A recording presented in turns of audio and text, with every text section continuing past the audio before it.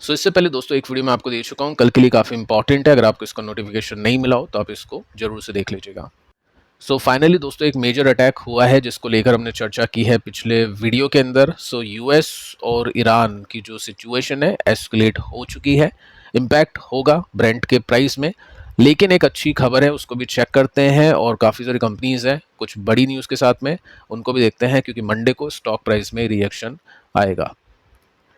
यहाँ पे आप नोट कर सकते हैं कि दोनों कंट्रीज या फिर जो रीजनल कंट्रीज है आसपास की, और दोनों कंट्रीज भी ऑब्वियस है ये हाई अलर्ट पे है अभी के समय, क्योंकि बड़े अटैक्स हो चुके हैं और आगे यानी अभी कुछ टाइम बाद भी कुछ बड़े अटैक्स होने की उम्मीदें है। साथ में आगे चलते हैं। यहाँ पे आप देख सकते हैं कि तेहरान ने अटैक किया जॉर्डन के ऊपर, गल्फ स्टेट के ऊपर, क्योंकि यूएस ने भी अटैक किया है ईरान के ऊपर। ऑब्वियसली यहाँ पे अटैक करने के पीछे का रीज़न यही होता है कि यूएस के काफ़ी सारे बेसिस होते हैं वहाँ पे जो अटैक करते ईरान के ऊपर, तो ईरान ने बदले में वहीं पे अटैक्स किए हैं। साथ में मेंशन कर रखा है कि स्ट्रेट ऑफ हॉर्मुज बंद हो चुका है। कितने टाइम के लिए कुछ नहीं पता है, तो ये एक बैड न्यूज़ है। इसको लेकर मार्केट कल रिएक्शन देगा। यहाँ पे देखिए दोस्तों 100 टारगेट्स, या हम बोल सकते हैं मोर देन 100 से भी ज़्यादा जो टारगेट्स हैं वो किए हैं यूएस ने स्ट्राइक के रूप में ईरान के ऊपर। यहाँ पे दोस्तों एक बड़ी न्यूज़ आ जाती है जिसके अंदर आपको सिंपली नोट करने को मिलेगा कि स्ट्रेट ऑफ हॉर्मुज साउथर्न जो रूट है साउथ की तरफ वो खुला है, ओपन है शिपिंग के लिए। संडे को यानी आज के दिन अटैक हुआ है दोनों के बीच में, टिट फॉर टैट, क्योंकि पहले ईरान ने अटैक किया, फिर यूएस ने अटैक किया, फिर वापस ईरान ने अटैक कर दिया। तो ऐसे अटैक्स के अंदर कंप्लीट हॉर्मुज बंद नहीं है, लेकिन मेजर जो पार्ट्स है हॉर्मुज के वो बंद है। साउथर्न जो रूट है वो ओपन है, यहाँ पे मेंशन कर रखा है। और ये जो सूचना है ये दी है समुद्री एडवाइजरी ग्रुप ने। अब ये इन्फॉर्मेशन कितनी सही है कितनी सही नहीं है उसको मैं आपको नहीं बता सकता हूँ, वो तो कल आपको पता चलेगा इम्पैक्ट को देख के। लेकिन अगर ऐसी कोई न्यूज़ आती है कि इसमें डेफिनेटली कुछ ना कुछ मिलता है कि हॉर्मुज ओपन है या कुछ कुछ पार्ट्स ओपन है या कुछ कुछ कंट्रीज़ के लिए ओपन है जिसमें इंडिया आएगा डेफिनेटली, तो फिर डेफिनेटली आपको एक अच्छा इम्पैक्ट देखने को मिल सकता है मार्केट के अंदर। लेकिन अभी तक जो सिचुएशन है मेजरली हो सकता है मार्केट उसको नेगेटिवली ही रिएक्ट करे। लेकिन ये जो न्यूज़ आई है उसकी वजह से नेगेटिविटी थोड़ी सी कम हो सकती है। मान लो मार्केट अगर 2% या 1.5% गिरना हुआ तो मार्केट हो सकता है 0.75% गिरे ऐसी न्यूज़ की वजह से। तो जितनी बड़ी गिरावट होनी थी शायद वो नहीं हो, ऐसा ये जो न्यूज़ है वो आपको बताने की कोशिश करती है। बाकी कुछ अगर बड़ी न्यूज़ आती है तो उसके बेसिस पे मार्केट परफॉर्म करेगा। बाकी फ़िलहाल अभी तक यही न्यूज़ है, और बड़ी न्यूज़ आने के चांसेस कितने हैं, काफ़ी ज़्यादा है, क्योंकि ट्रम्प चाहता है कि ब्रेंट ऊपर है और इस तरह की न्यूज़ आएगी जो ब्रेंट के प्राइस को नीचे यानी क्रूड के प्राइस को नीचे लाने की कोशिश करेगी, तो डेफिनेटली यूएस उसके ऊपर कुछ ना कुछ कार्यवाही करेगा प्राइसेस को ऊपर लेकर जाने के लिए। तो सिचुएशन नेगेटिव है, लेकिन ठीक है, थोड़ी सी एक उम्मीद की किरण यहाँ पे अपने को देखने को मिल जाती है। अब दोस्तों स्टॉक्स पे आते हैं। सबसे पहले बात करते हैं केन्स के बारे में। देखो ईएमएस कंपनी के स्टॉक्स अभी काफ़ी अच्छा परफॉर्म कर रहे हैं। सेमीकंडक्टर की बात करें तो दो स्टॉक है जो आउट परफॉर्म करते हैं मार्केट को, जिसमें पहली कंपनी है सीजी पावर और सेकंड कंपनी है सिरमा एसजीएस। ठीक है, तो ये दो कंपनीज आप ट्रैक कर सकते हैं फॉर मोमेंटम। बाकी केन्स में प्रॉब्लम है, आपको बताइए नंबर्स अच्छे नहीं आए हैं पिछले क्वार्टर के अंदर। इस क्वार्टर में देखते हैं कैसे नंबर्स आते हैं। सरकार अभी पुश करी काफ़ी ईएमएस सेमीकंडक्टर को, टैक्स को कम करके, लेकिन फिर भी इस कंपनी के स्टॉक के अंदर कुछ खास अच्छा देखने को नहीं मिलता है। पिछले दिन भी क्लोजिंग मिली इसमें 2.71% के साथ में। न्यूज़ आई है कि कंपनी क्या करती है, कंपनी हायर मार्जिन एक्सपेक्ट कर रही है, अच्छे ऑर्डर आए गए, सरकारी जो रिडक्शन मिले हैं ड्यूटी के ऊपर, जो भी ये कंपनी माल इंपोर्ट करती है उनके ऊपर अब कोई टैक्स पे नहीं करना पड़ेगा, विच इज़ वेरी गुड। तो वो फ़ायदा मिलेगा कंपनी को। साथ में वाइस चेयरमैन ने यह भी रिपोर्ट किया है कि हमारी जो ऑर्डर बुक है वो ग्रो कर रही है, यानी अच्छे काम धंधे आ रहे हैं हमारे पास में। कैश फ्लो भी इम्प्रूव कर सकता है, क्योंकि ये सबसे बड़ी प्रॉब्लम कंपनी में चल रही है वर्किंग कैपिटल साइकिल की। कंपनी के पास में कैश नहीं होता है, ठीक है, कंपनी के पास में कैश रिसीव नहीं होता है, ऑर्डर टाइमली पूरे नहीं होते या कैश अटकता है, पूरे पैसे कंपनी के पास में आ नहीं पाते हैं। वर्किंग कैपिटल इंप्रूवमेंट एक्सपेक्ट किया जा सकता है एक दो क्वार्टर्स के अंदर। Better outlook for Q3। इसका मतलब क्या है, कंपनी जब बोल देती है कि Q3 में अच्छा होगा तो Q1 और Q2 तो खराब जाएगा, ऐसा कंपनी का कहना है। बट कंपनी कहती है ये इनडायरेक्टली, कंपनी सीधी ये बात नहीं बोल रही है, लेकिन कंपनी Q3 की बात करिए तो इसका मतलब ये है कि कंपनी Q1 और Q2 को खराब बता रही है। तो वो चीज़ आपको समझनी है। अगर आप केन्स में काम कर रहे हो या फिर स्टॉक लेने के बारे में सोच रहे हो तो टेक्निकली तो ठीक है, वीक है अभी, लेकिन लगता है कि काफ़ी नीचे है, चलो बॉटम पे लेते हैं, तो वो आपकी अपनी उसमें स्ट्रैटेजी लगेगी। बाकी फ़िलहाल अगर मैं डेटा के हिसाब से दिखाऊं तो लग रहा है कि Q1 अच्छा नहीं जाएगा। ठीक है, अब हम इसको थोड़ा सा डे चार्ट के रूप में देखते हैं और सिचुएशन को समझते हैं। देखो पहले क्या हुआ था, जब स्टॉक सबसे पहले गिरा था तो ये हमने एक ग्रीन कैंडल देखी थी जिसको हमने सपोर्ट और रेसिस्टेंस के रूप में देखा। उसके बाद में क्या हुआ, ये लेवल टूटा नहीं काफ़ी टाइम से, कोशिश स्टॉक ने की, यहाँ तक पहुँच गया, फिर भी इस लेवल को तोड़ नहीं पाया। फिर क्या होता है, एक बड़ी गिरावट आती है, सपोर्ट टूट जाता है। जो बड़ी गिरावट आई थी उसके बाद में क्या होता है, गिरने के बाद में ये कुछ पॉइंट बनते हैं रेसिस्टेंस के, क्योंकि यहाँ तक स्टॉक जाने की कोशिश करा था। या फिर हम सिंपली ये देखें कि गिरावट के बाद में ये जो कैंडल बनी थी उसी को हम सपोर्ट रेसिस्टेंस मानते हैं पिछली बार की तरह, और ये लेवल नहीं टूटा। सो अगर ये लेवल गलती से टूट जाता है तो टेक्निकली हम ऐसा तो नहीं बोलेंगे कि स्टॉक हाई पे चल जाएगा, लेकिन अगर वो प्रीवियस रेसिस्टेंस पे भी पहुंचने की कोशिश करता है तो 29% का गैप है, और ये पॉसिबिलिटी तभी रखना जब Q1 थोड़े से अच्छे आए। ठीक है, सो अभी कुछ खास नहीं है, यहाँ पे नेगेटिव डेटा दिख रहा है जिसमें फंडामेंटल और टेक्निकल्स दोनों नेगेटिव है।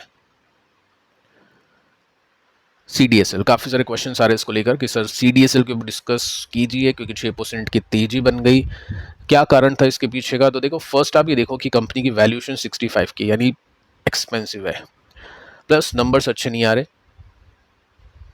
पिछले 4 क्वार्टर्स में प्रॉफिट अच्छे नहीं गए, तो वैल्यूएशन को सपोर्ट मिलना काफ़ी डिफिकल्ट है। ठीक है, ऊपर जाना डिफिकल्ट है। अब न्यूज़ ये आती है जिसका रिएक्शन स्टॉक के प्राइस में दिखा कि कंपनी को अप्रूवल मिल गया 20 करोड़ रुपीस निवेश करने का इंटरनेशनल बुलियन होल्डिंग्स IFSC। इसका मतलब मैं आसान भाषा में समझा देता हूँ। CDSL का काम क्या है, स्टॉक्स जो भी आप खरीदते हैं वो डिपॉजिट करने का, डिपॉजिटरी की तरह कंपनी काम करती है। अब कंपनी क्या करेगी, अगर आप गिफ्ट सिटी से गोल्ड बाय करते हैं, जो कि काफ़ी कम लोग करते हैं, तो उसकी जो जिम्मेदारी है डिपॉजिट की वो कंपनी को मिल जाएगी, यानी गोल्ड सिल्वर ऐसे जो इन्वेस्टमेंट्स हैं वो भी कंपनी संभालेगी। ETF तो कंपनी रख रही है, ETF को तो एक तरह से इक्विटी की तरह ट्रीट किया जाता है क्योंकि एक्सचेंज ट्रेडेड फंड है वो, लेकिन जो गोल्ड है, डिजिटल गोल्ड है, उसके ऊपर भी कंपनी डिपॉजिट का काम शुरू कर सकती है। तो बहुत छोटा इन्वेस्टमेंट है, लेकिन इतना बड़ा अप्रूवल मिल गया छोटे से इन्वेस्टमेंट करके, तो हो सकता है मार्केट ने उसको चीयर किया हो। बाकी क्वेश्चन ये आता है कि सर रिवर्सल हो चुका है क्या। देखो सबसे पहले ब्रॉडरली हम देखें वीकली चार्ट पे, तो आपको क्या दिख रहा है, आपको दिख रहा है कि स्टॉक रेसिस्टेंस पे है। ठीक है, जहाँ से प्रॉफिट बुकिंग आती है नॉर्मली। डे चार्ट पे देखें तो डे चार्ट के ऊपर आपको यहाँ पे रिवर्सल दिखेगा। ठीक है, ये यहाँ से निकल चुका है। अब डे चार्ट पे रिवर्सल आ तो गया, लेकिन देखो यहाँ पे क्या है, रेसिस्टेंस है, और ये वही रेसिस्टेंस है जो हमने यहाँ पे देखा।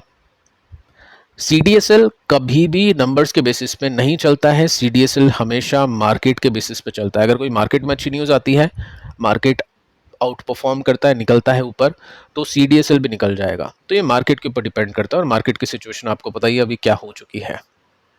ठीक है, तो CDSL एक ऐसी कंपनी है, जैसे मान लो आपको पता चल चुका है कि ऊपर से काफ़ी अच्छे डिस्काउंट के साथ में है, अगर मार्केट गिरता है, स्टॉक नीचे आता है, तो रख के होल्ड करने की कंपनी है। यहाँ पे टेक्निकली नहीं देख सकते हैं क्योंकि रिजल्ट इसके डिपेंड करते हैं मार्केट के ऊपर, और ये रिजल्ट के बेसिस पे नहीं चलेगा, ये फ्यूचर के रिजल्ट के बेसिस पे चलता है, यानी करंट मार्केट के बेसिस पे चलेगा। तो ये रखने वाली कंपनी है कि स्टॉक नीचे गिरा तो रख लिया फॉर लॉन्ग टर्म, उसके बेसिस पे देख सकते हैं क्योंकि इसका काम धंधा चलेगा।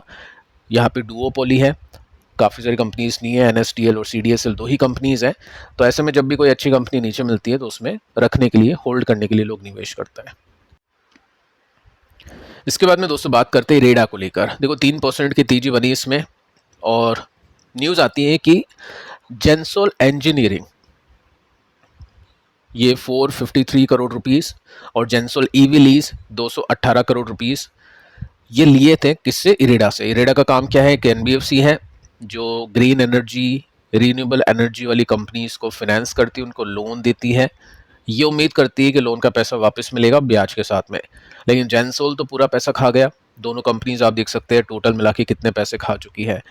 तो कोर्ट में केस चल रहा था, और केस में ये साबित हो चुका है कि loan account fraud due to misuse, यानी ये जो दो कंपनीज है जेंसोल ईवी और इंजीनियरिंग, इन्होंने गलत काम किया, इन्होंने मिसयूज किया, ट्रस्ट को तोड़ा, ठीक है, गलत काम किया, तो ये रिपोर्ट किया है आरबीआई को।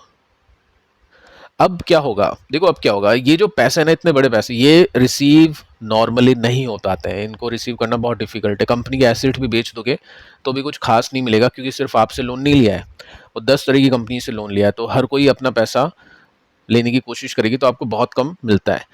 तो ये न्यूज़ इरेडा के लिए ख़राब भी नहीं है और अच्छी भी नहीं है, जस्ट एक नॉर्मल न्यूज़ है। अगर जो भी पैसा मिलता है इरेडा को, एक्सपेक्टेशन से अगर वो ज़्यादा पैसा हुआ, तब जाके स्टॉक प्राइस में तेजी आएगी। सो फिलहाल कुछ खास नहीं है यहाँ पे, स्टॉक डाउन ट्रेंड के अंदर है, जब तक ये सपोर्ट से ऊपर जाके रेसिस्टेंस को नहीं तोड़ेगा, जब तक कोई भी अप मूव की एक्सपेक्टेशन यहाँ पे नहीं की जाएगी।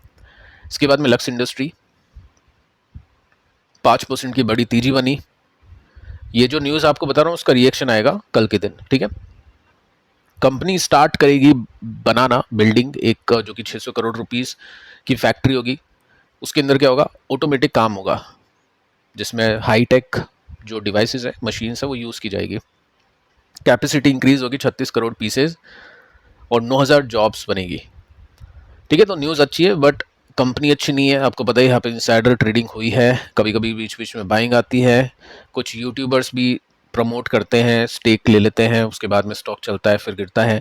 कुछ बड़े इन्वेस्टर जो स्मॉल कैप कंपनी को खरीदते हैं, उनकी भी बाइंग हो जाती है, स्टॉक तेज होता है फिर गिर जाता है। अल्टीमेटली कुछ हुआ नहीं है इसके अंदर। ये जो ब्रेकआउट्स, माफ़ कीजिएगा, यहाँ पे ये जो ब्रेकआउट है ये हुआ नहीं है प्रॉपरली। सो मैनिपुलेशन चल रहा है। कंपनी का प्रोमोटर ही ऐसा है जो इनसाइडर ट्रेडिंग करता हो, जिसको नंबर्स पता हो, उससे पहले वो खरीद लेता है, उसके बाद में नंबर्स आने के बाद में वो बेच देता है, जैसे यहाँ पे हुई थी वो ट्रेडिंग। तो फिर आप क्या एक्सपेक्ट कर सकते हो सकता है जो इन्वेस्टर्स हैं उनको भी पैसे दिए जाते हो कि आप लो, पब्लिकली आएगा नाम, फिर हम उसमें प्रॉफिट बनाएंगे। तो ये सब चीज़ें हैं इस कंपनी में, इससे भी बेटर कंपनीज अवेलेबल है मार्केट में, ये समझाने की कोशिश है। मचडॉक, इसको लेकर एक न्यूज़ आती है, इसका भी रिएक्शन होगा कल के दिन। न्यूज़ ये आती है कि कंपनी अनाउंस कर चुकी है कि जो INS, ये जो हम बोल सकते हैं नेवी जहाज जिसके अंदर डिफेंस के लिए यूज़ किया जाता है, फाइनली अनाउंसमेंट हो चुका है कमीशनिंग, यानी इसको इंडियन नेवी ने एक्सेप्ट कर लिया है, इंडियन नेवी अब इसको यूज़ करेगी, ठीक है। सो ये कोई ऐसी न्यूज़ नहीं है कि कंपनी को नया ऑर्डर मिल चुका है, कंपनी ने वो ऑर्डर पूरा कर लिया है। लेकिन अच्छी न्यूज़ ये है कि ये जो जहाज एक्सेप्ट किया जा चुका है और इसको लेकर और भी बड़े ऑर्डर्स मिल सकते हैं। ये यहाँ पे मेंशन नहीं किया है कि और बड़े ऑर्डर्स मिल सकते हैं, जस्ट मैं एक आइडिया दे रहा हूँ कि अगर कोई चीज़ एक्सेप्ट हो जाती है तो हो सकता है आगे भी ऑर्डर मिल जाए। सो न्यूज़ अच्छी है, बट टेक्निकल्स अच्छे नहीं है। देखते हैं Q1 कैसे आते हैं, क्योंकि ऑर्डर्स मिलने का मतलब ये नहीं है कि कंपनी का प्रॉफिट बढ़ेगा। उस ऑर्डर को पूरी तरह से फुलफिल करना होता है, टाइमली पूरा करना होता है ताकि पेनल्टी नहीं लगे, कम खर्चों के साथ में उस ऑर्डर को पूरा करना होता है ताकि मार्जिन्स एकदम से बढ़े नहीं। तो प्रॉफिट देखना होता है, जो कि आपको Q1 में ही देखने को मिलेगा। तो जब तक ये रेसिस्टेंस ब्रेक नहीं हो, जब तक कोई भी पॉजिटिविटी यहाँ पे नहीं है। सो फिलहाल इस वीडियो में इतना ही। पिछले वीडियो को आप जरूर से देख लेना और कल की वीडियोस को भी देख लेना। मिलते हैं कल, तब तक के लिए शुभ रात्रि।